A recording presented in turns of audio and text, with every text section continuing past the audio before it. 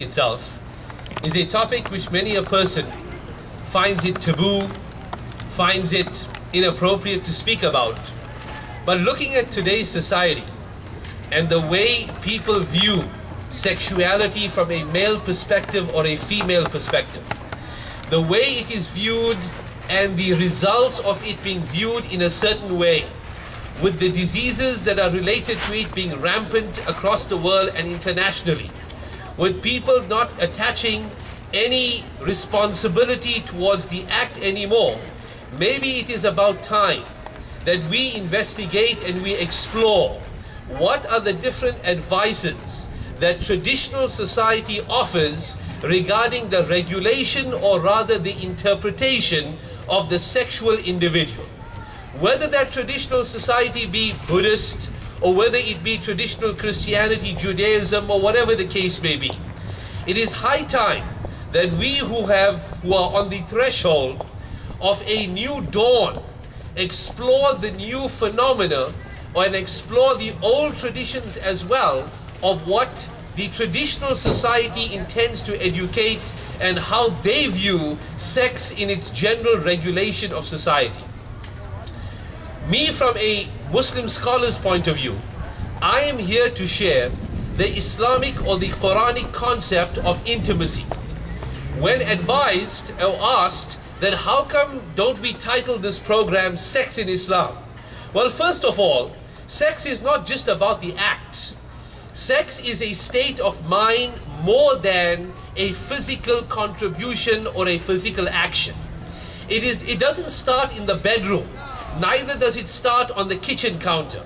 It doesn't start on the couch. It doesn't start with dirty thoughts in your mind. Where does it start from? It starts from, in a traditional concept, respect and honor. That's where it starts from.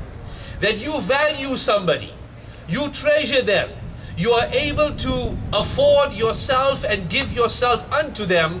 Well, that is the beginning of a sexual act, which in actual fact is intimacy. It culminates in a treasure and a sharing of one's inner self, rather than a physical action that lasts for 10 to 15 minutes. Steam is blown off in the course of that action. There is a gratification of the organs that take place from both parties, and both of them go their own way, no strings attached. Well, that is not the traditional concept of Islam, of no strings attached. And neither is it the concept of any traditional society. First of all, what does the Quran say about intimacy and sexual relations amongst people in general? The Quran, one would be shocked, is not as reserved as the previous divine books. When it came to the previous view, the traditional religious view of sex, if one studies the previous documents of the previous traditions and the people of the book, one would find that many of them viewed it as a taboo subject. St. Augustine would even mention that this is an evil in many of his writings. Paul even described it as a necessary evil, that you have to do it for the procreation of mankind, but it is nothing good. Hence you find an entire tradition, especially in the Western world, that people would shy away from the sexual encounter, shy away about speaking about it, and you have a situation where people finally rebel against the entire system, and it goes the complete opposite way. When it comes to the Quran speaks about it. But speaking about it does not mean you have to be vulgar. Speaking about it does not mean you have to be obscene. The Quran speaks about the sexual act itself. That when the Almighty says in Surah An-Nisa, the chapter of the woman, that when He united in love between the husband and the wife, when He covered her, when the husband covered her, then she bore a small weight inside her stomach in reference to the developing fetus, and this is a description of where the sexual act begins and ends. It ends with a mawadda, or a love, that the Almighty created inside the heart of both the partners, and it ends in its initial cycle with the procreation of mankind. In one account, the Almighty corrects the beliefs of the society that were in existence at the time when the Quran was revealed. You see, they too also equated the sexual act, the intimate act, with something which was dirty and something which was of a necessary evil. Hence, when it came to the auspicious months of the year, for example, the month of Ramadan, which traditionally Muslims across the entire world, even up to today, hold it in great regard, in those days, they would have this attitude and they would have this feeling that, you know, this month has dawned upon us and we can't approach our wives, for it is something which is untoward the respect of this month. The Almighty corrects them and tells them that there is nothing wrong with you in the hours of the darkness, that you go to your wives, you go to your spouses. And the Almighty says that in fact it is virtue for you to share that love. It is virtue for you to share that feeling. There is no way you could have a sane and a good society. There is no way you could have a healthy society if the building blocks of that society are fractured. What be the building blocks of that society? The building blocks of that society is the family unit. And the family unit's initiation is with mom and dad. And if mom and dad are not getting on or getting it on, how do you ever expect that that society will ever progress with fractured bricks and components that are making up that society? Now this is the Quranic concept, wherein the Almighty in the Quran, as Muslims believe that that is the word of the Almighty, tells the Muslims that there is nothing wrong with you for approaching your spouses during the nights of Ramadan, correcting their belief that it is not something that is dirty. Yes, it is regulated. For in order for anything to be effective in life, whether it is a good thing or even if it is a necessary evil, it has to be regulated in the appropriate way. What Islam teaches us is that the sexual act, regulate it in order for it to be effective. Do it within a particular perimeter.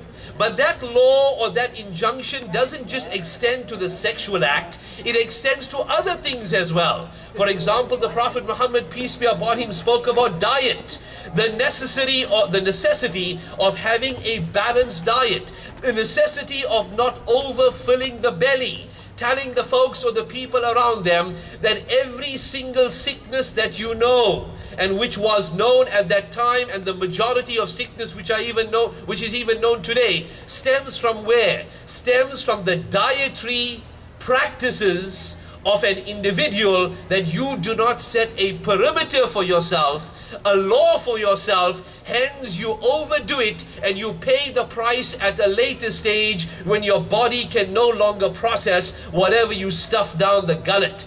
That was regulated already in the time of the Prophet Muhammad, peace be upon him, that you eat a certain quality of food that has to be processed in a certain way.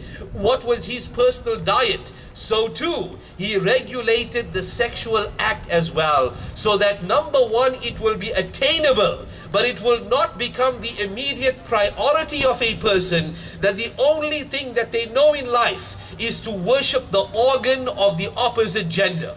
You see, our understanding of intimacy and the sexual act may be of two extremes. The majority of us sitting here, our first introduction to sexuality was not when we burst inside the bedroom and saw our parents doing it. It wasn't that. There may have been the rare case here and there that, oh, it was their anniversary, or it was mom's birthday, and all of a sudden the kids kicked down the room and their mom was on top of dad, or dad was on top of mom, depending on how it's done inside your house. No, it wasn't that. It wasn't that initial introduction that we saw. But our first initial introduction to sexuality and intimacy was what we saw on the big screen, or what we thought we saw on the big screen. What we thought that this was how it's supposed to be. That, my respected friends, that culture or that interpretation of the big screen, that Hollywood or Bollywood or whatever you come from interpretation of sexuality, can best be described as liberal fallacy. It doesn't happen like that. And no matter how much you want it to be like that, 1 on 2 and 2 on 1, it doesn't happen like that. It rather is much more calmer than exactly how it happens. Or we could have been brought up in an austere society, wherein our view of sexuality is a conservative view, that it is something that is not supposed to be spoken about, and the only time I'm introduced to it is that when I find a good guy who I'm prepared to share my loyalties to, and he with me, and that is the only time we let the course of nature, the birds and the bees, take control of us, and we bang it off in the most appropriate way with the lights off, under the sheets, and we take a bath after that. The conservative, austere view of sexuality. My respected friends, Islam's view of that is right in the middle. Already in the beginning of the Quran, the Almighty says that you as a Muslim nation, it is our intention, وَكَذَلِكَ جَعَلْنَاكُمْ أُمَّةً وَسَطًا, that we intend to make you the middle people. Middle people in what sense? That you never take it to one extreme. Neither are you so conservative that you fail to speak about it, for ultimately this is a part of life that a person needs to enjoy, needs to experience, but what we attempt to do is to regulate it.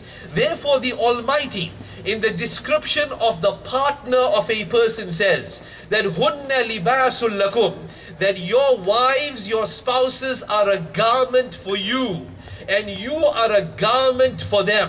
What is meant by a garment? What is the job of a garment? We are all here in a position that we are wearing clothes. That clothes may be of a more traditional Eastern background or whatever is your fancy, but nobody in front of me right now is naked. The thing that is closest to your skin right now are your clothes, your top garments and your undergarments, for those of you who are wearing undies and who have come here and are in the practice of wearing underwear. For those of you who are not, well, the closest thing to you is what you are wearing and what I can see right now. What I can see right now, if you are not wearing any undies. Anyway, coming back to what I'm trying to say, that listen here, the Almighty says that your spouses are a garment unto you. The closest thing to you, the closest thing touching your skin are your garments. Hence the Almighty says that we want it to be so. We desire it to be so. It was meant to be so, that the closest thing touching you all the time, skin to skin, be your spouses and be your garments, and that is an indication that you are a healthy individual and you are breathing a healthy society. The second interpretation of a garment is that what is the job of wearing clothes to begin with? A person, even if they just slip something on to go out for 15-20 minutes, they intend that that garment not just protect me from the elements outside, but it adds a measure of beauty to my existence. It adds a measure of good looks to my persona